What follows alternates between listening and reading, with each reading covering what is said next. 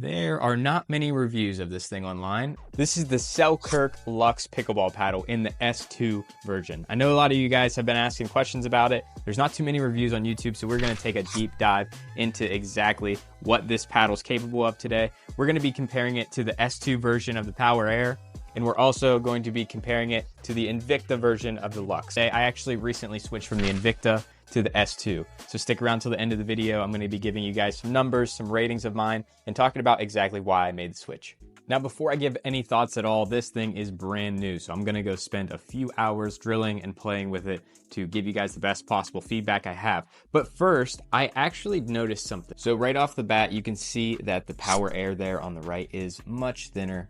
The Luxx version is a little bit longer and taller. I'm not sure if the length is coming from the handle down, but either way, it's a tad bit bigger. All right, I've spent a lot of time playing with this paddle since the last time I was here. I've got some really interesting things to tell you guys about today. So to start off, how does it compare to the Power Air S2 version? Well, I will tell you, I have put my usage into this S2 Power Air. As you can see from the top, I mean, this thing is basically destroyed at this point. I have played with it a ton. It was my favorite paddle ever. I love the shorter handle. I love the ping pong feel of the paddle, but I don't know if I could recommend anyone get the Power Air over the Luxx S2 version. If you like the S2 version, that's great. I would just recommend the Luxx. We're going to talk about that. But overall, super pleased with just the comparison to the Power Air. Next, let's talk about who this paddle is for. It's pretty interesting. I am gonna do an entire separate video. I'll link it up above right now in one of the corners.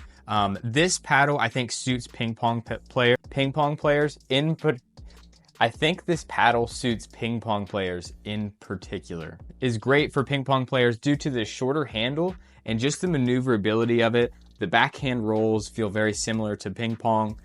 You're able to really maneuver this thing around. If you're used to a ping pong paddle, I came from a little bit more of a ping pong heavy background, also played tennis, but definitely am better at ping pong and enjoy ping pong a little bit more. I think that's why I like this paddle. I'm going to rate different aspects of this paddle 1 through 10. So let's start off with the spin. I think that as far as spin goes, this is probably top 5 paddles that are out there that are legal in terms of spin.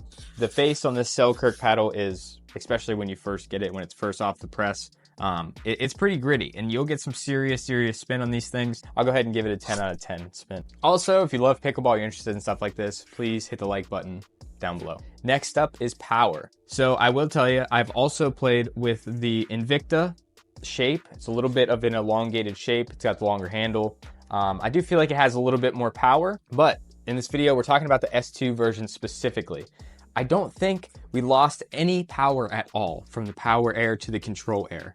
So as far as power goes, I did put some lead tape up top. I do prefer that on this paddle. I had it on my other one as well. I think it helps out a little bit, but as far as power goes, I'll go ahead and give it a 7.5 out of 10, somewhere in that range. It's definitely not a true power paddle. It's not the most powerful paddle on the market, but it does the job. You can put overheads away with it. Net shots, you can speed up pretty quick on the counters. Power's not bad. Overall, it's nothing that's going to absolutely be detrimental to your game. Next is control. That's what this paddle's all about, right? The Control Air. It's a pretty thick paddle. I thought it was going to really affect the maneuverability. Maybe the weight was going to be off it a little bit just to, give it that little extra bit of control. But I will tell you, it is a 10 out of 10 on the control. Drop shots feel amazing. Any type of reset from mid-court feels great. Sweet spots are huge on this thing. I mean, the sweet spot is basically the entire paddle. The entire paddle is a sweet spot. I mean, as far as control goes, I don't think it gets any better than this. If you're looking for control and you don't mind a shorter one-handed handle, this is your paddle for sure. Compared to the Invikta shape, I definitely noticed a little more control on the S2 and a little less power than the Invikta.